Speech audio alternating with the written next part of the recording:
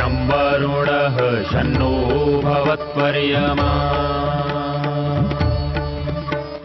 शन्न इन्द्रो बृहस्पतिः शन्नो विष्णुरुक्रमः ॐ शान्ति शान्ति शान्तिः।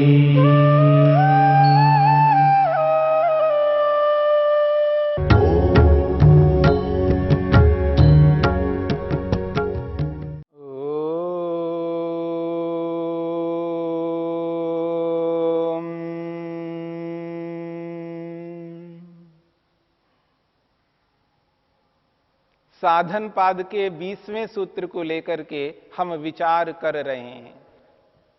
महर्षि पतंजलि ने इस सूत्र में आत्मा के स्वरूप को, दृष्टा के स्वरूप को स्पष्ट किया है।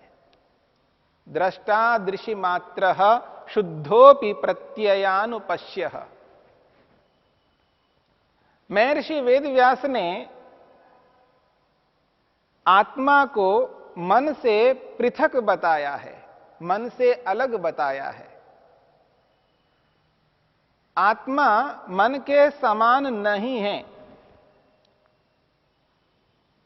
स बुद्धे न स्वरूपः, वह आत्मा बुद्धि के समान नहीं हो सकता। क्यों नहीं हो सकता? उसके कुछ कारण स्पष्ट किए हैं। पहला कारण बताया है, आत्मा सदा ज्ञाता होता है, पर मन कभी जानता है और कभी नहीं जानता है। ज्ञाता अज्ञाता रहता है।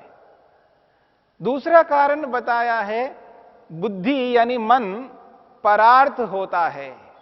मन सदा परार्थ होता है, स्वार्थ कभी नहीं हो सकता, अपने लिए कभी नहीं हो सकता। और आत्मा जो है वो सदा स्वार्थ होता है, अपने लिए होता है। आत्मा कभी दूसरों के लिए नहीं होता। हां, जहां कहीं भी हमें यह प्रतीत होता है कि आत्मा अपने लिए नहीं करता है, दूसरों के लिए करता है। जैसे कहा जाता है, ये बहुत बड़े परोपकारी है, अपने को ना देखते हुए अपने आप को समर्पित कर देता है दूसरों के लिए, दूसरों का ही कल्याण करता है। जहां कहीं भी ऐसा होता है तो समझ लेना वहां पर वैसा करता हुआ वो बाहर का सुख नहीं लेता है, वो आंतरिक सुख लेता है, आध्यात्मिक सुख लेता है, मानसिक सुख लेता है। आंतरिक सुख के लिए ऐसा कल्याण करता है। और ऐसे कल्याण करता हुआ यदि उसे आंतरिक सुख नहीं मिलता तो इस प्रकार का कल्याण कोई भी नहीं कर सकता।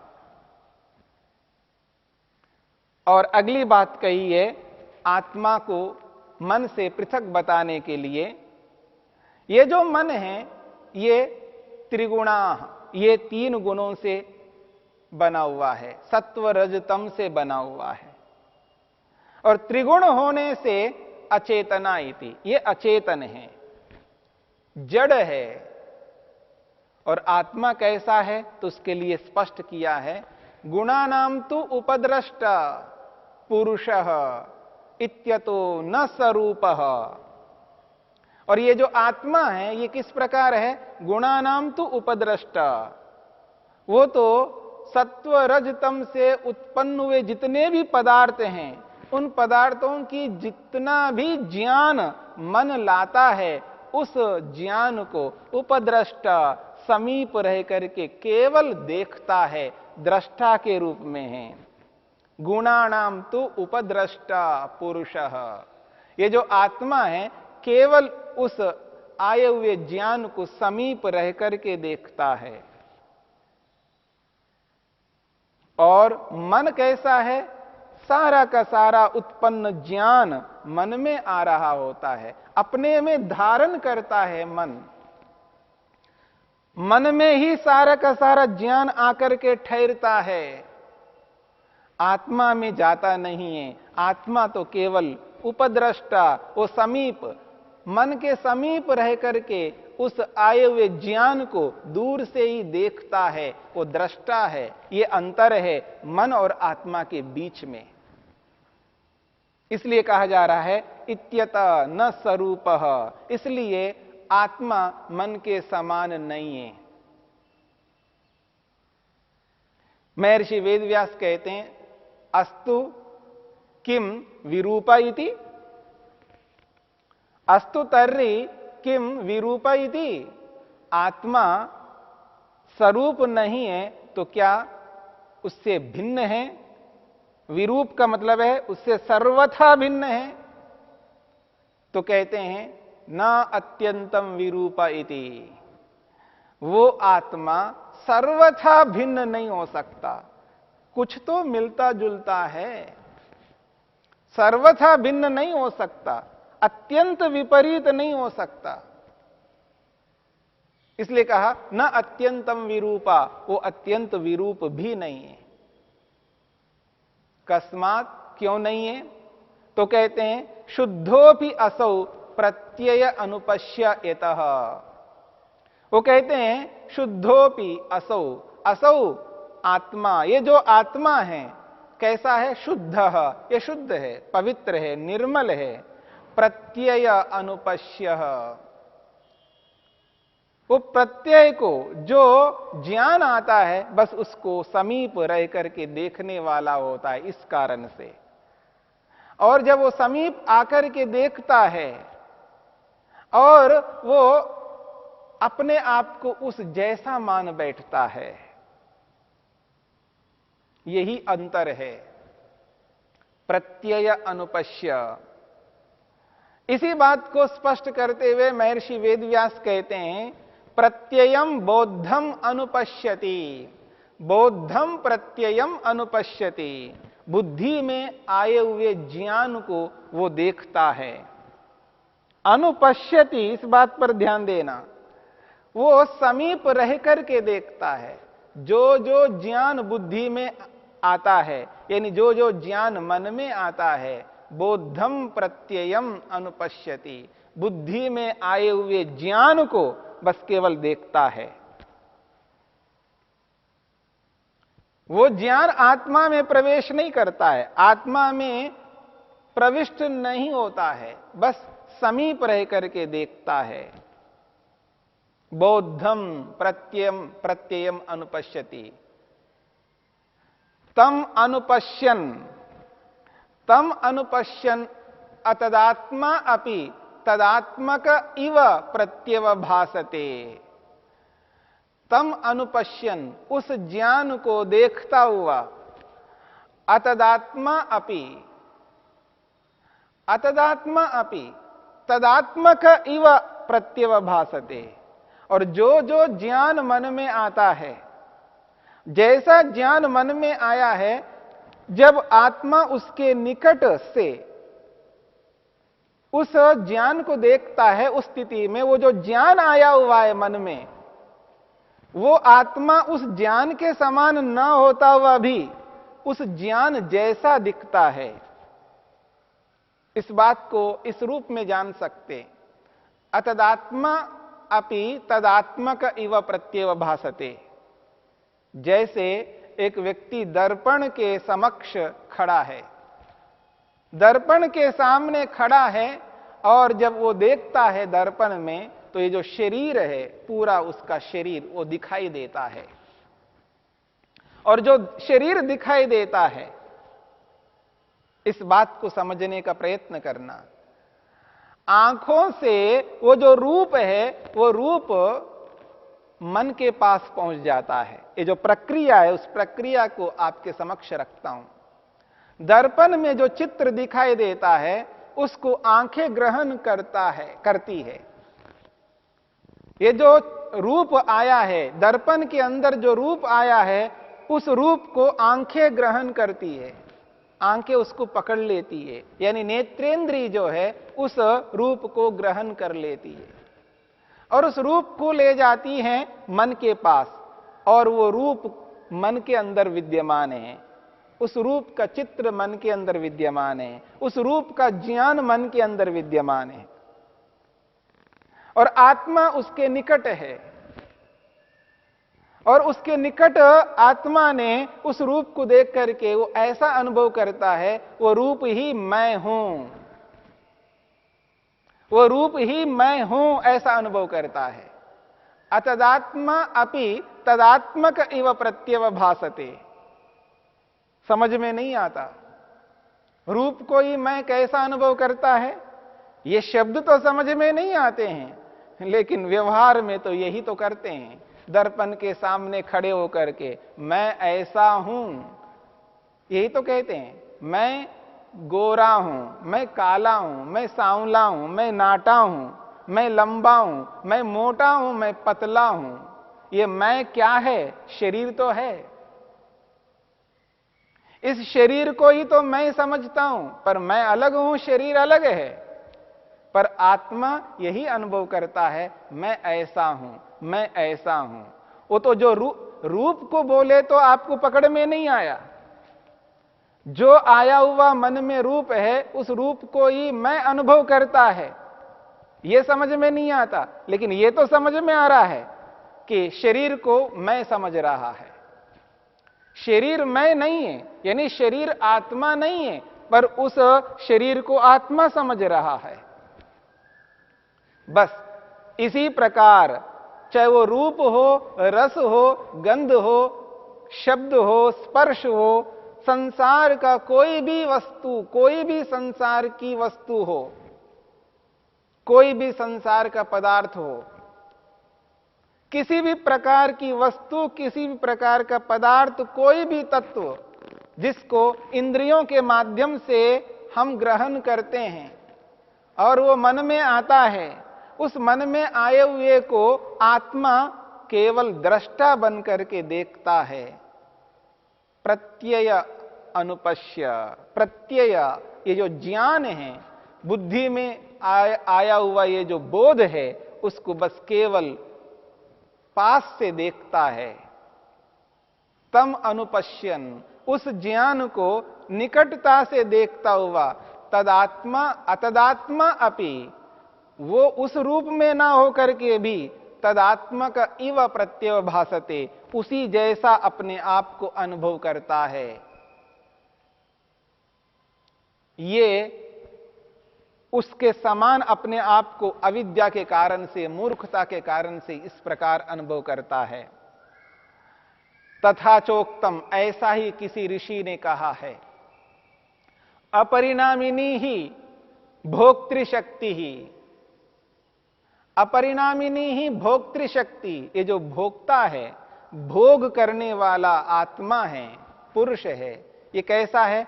अपरिणामिनी, ये परिणामी नहीं है। जिस प्रकार मन में परिवर्तन होता है, जिस प्रकार बाह्य पदार्थों में परिवर्तन होते हैं, कोई सांसारिक वस्तु ऐसी नहीं है जिसमें परिवर्तन नहीं होता हो, निरंतर परिवर्तन होता है। पर आत्मा कैसा है? ये भोक्ता, ये भोग करने वाला जीव कैसा है? अपरिणामिनी, ये परिणामी नहीं है, अपरिणामी है। इसमें किसी भी प्रकार का कोई परिणाम नहीं होता। अप्रतिसंक्रमा, एक और बात कहिए, कैसा ये आत्मा? अप्रतिसंक्रमा, अर्थात ये किसी के साथ जुड़ करके घुलता मिलता नहीं है। जैसे दूध के अंदर चीनी डाल करके चम्मच से घुमा दो तो घुल मिल जाता है, चीनी घुल मिल जाती है उसके अंदर। दूध में चीनी डाल करके घोलने से उसके साथ वो घुल मिल जाती है, पर आत्मा किसी भी वस्तु के साथ जुड़ करके वो घुल मिल नहीं सकता। अप्रतिसंक्रमा, वो अप्रतिसंक्रमा है, न घुल मिलने वाला है। एक और बात, अपरिणामिनी अर्थे प्रतिसंक्रांता इव तद्वृत्तिम अनुपतति।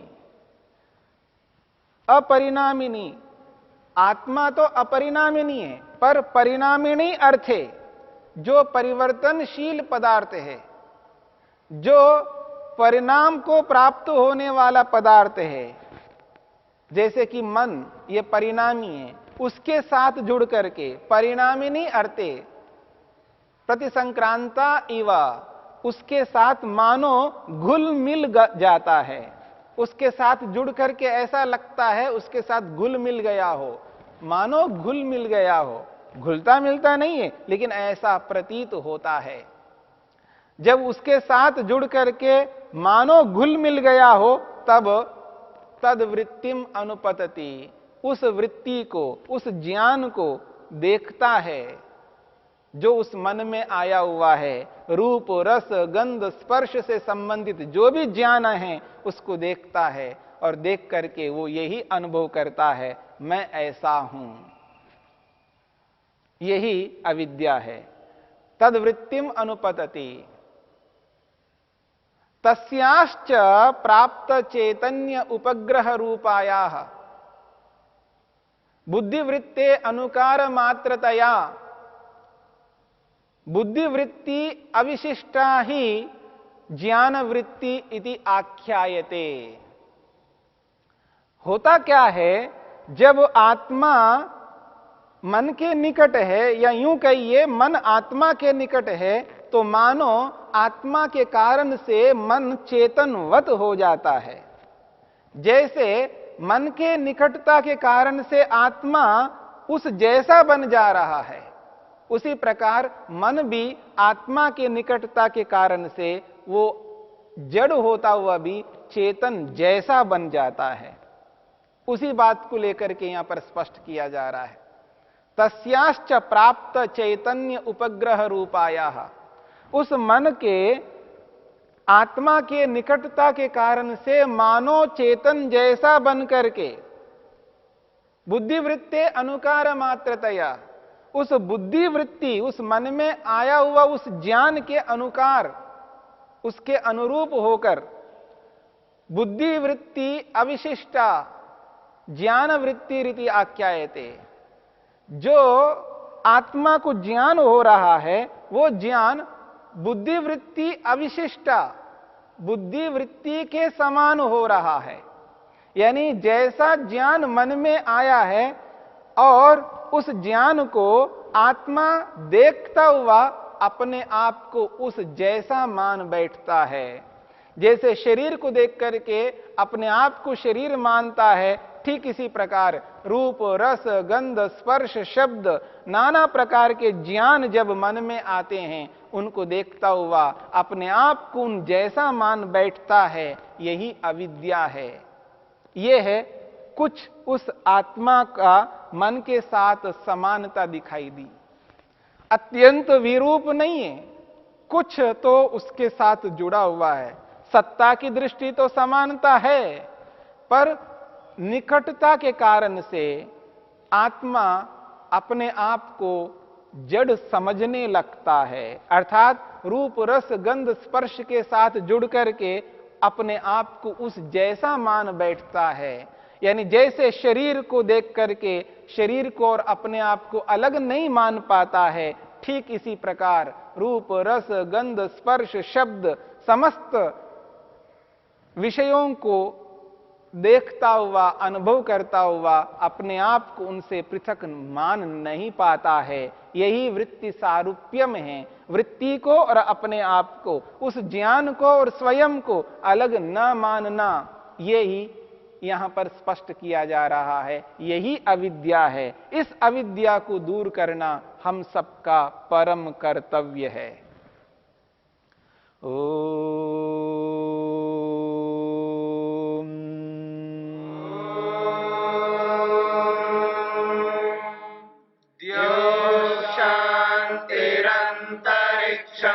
शांति पृथ्वी शांतिरापः शांतिरोषधयः